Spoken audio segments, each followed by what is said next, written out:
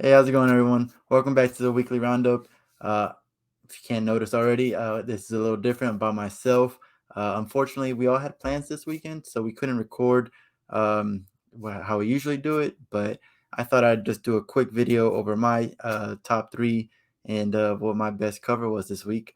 So, yeah, I mean, I didn't want to miss a week or anything, and I just want to make sure that I'm on top of my bracket, which you can see here. So yeah, no, let's start off with number three.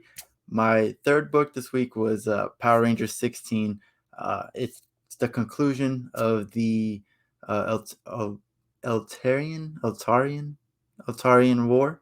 Uh, we get to see Zordon go back into his tube. Um,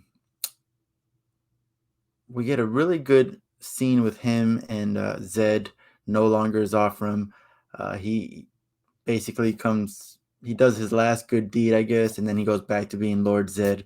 And we finally get Candace to go back to Skull. So Skull no longer is missing his girlfriend. He knows what's going on and that she's an alien and things like that.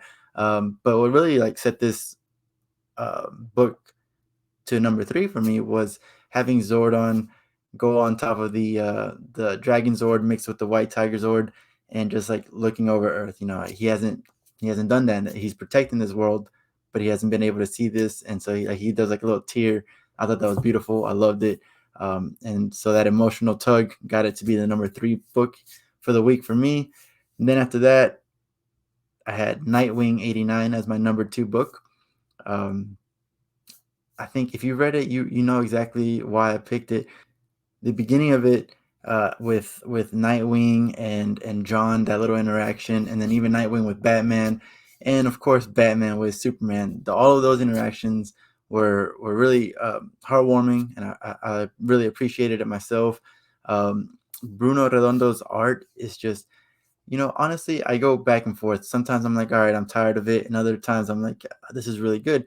This issue here was really good. It really popped, and I like his little like memes that he throws in there. Like he had Teen Titans Go, not really a meme, but like a reference. There you go. The references, he got Nightwing in Batman pants, pajamas. Uh, Thought that was pretty great. And then of course it's a little disappointing in the end. It's my number two pick, but the fact that it's a part one out of two and it's a crossover, it just made it to where the story didn't complete here. And I just wanted to see more of the beginning throughout the story, So like the beginning really pulled me in, and I really wanted to read the rest. And then by the time we got to the end, it's just like back to normal business as usual, which is good. And I'm sure the second part's gonna be great, but I just wanted a little bit more. Either way, still my number two pick. And then finally, my number one pick. I don't think it comes to any surprise, but it's Supergirl number 8, Woman of Tomorrow number 8. This is the conclusion of Ruthie and Supergirl's um, journey to finding Krim. They found him in the last issue. They caught him. He's completely tied up. And in this issue, we get to see Ruthie and Kara decide his fate. And um, again, pulling at the heartstrings. That's what gets me to put you on the top of my list. Um, Bill, I may be pronouncing this wrong, but Bilquis Evely's art, phenomenal.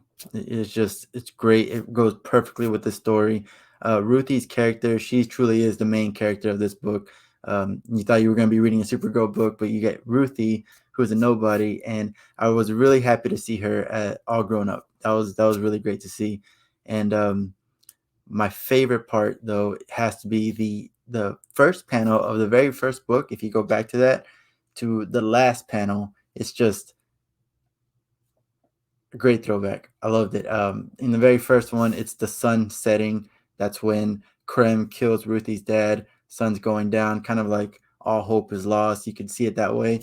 And then now at the end, at the conclusion here, um, I don't want to spoil the ending too much, but you see the sun rising in the very same exact spot. But the sun is rising. There's always hope, and that's what Supergirl does for people, right? And especially for Ruthie.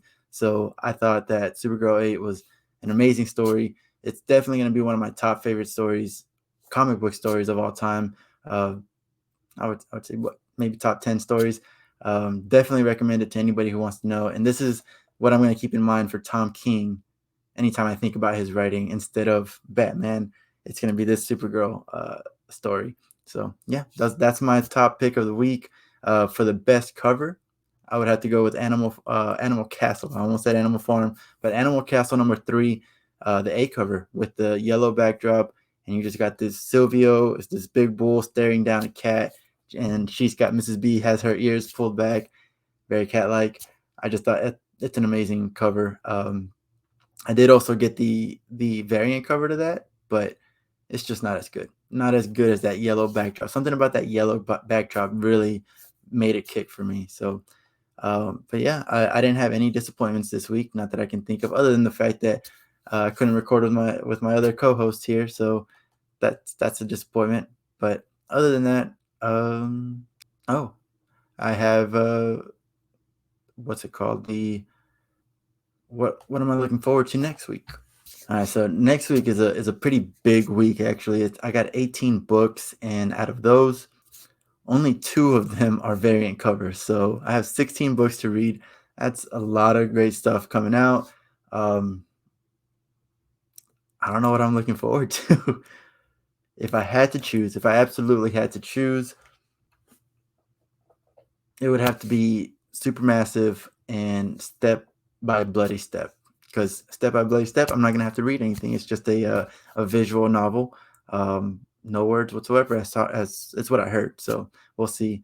But and then Supermassive, of course. If you've been following along, you know that we love Radiant Black. He's gonna have Inferno Girl Red in there, and then we're also gonna have the Rogue Sun. So Supermassive, definitely one of the top things that I'm looking forward to. But that's it. That's the wrap up real quick. That's the weekly roundup for me personally. Thank you for watching. I appreciate it. As always, make sure you subscribe if you want more of this content. Share with your friends. That's the most important part. And yeah, thanks for watching.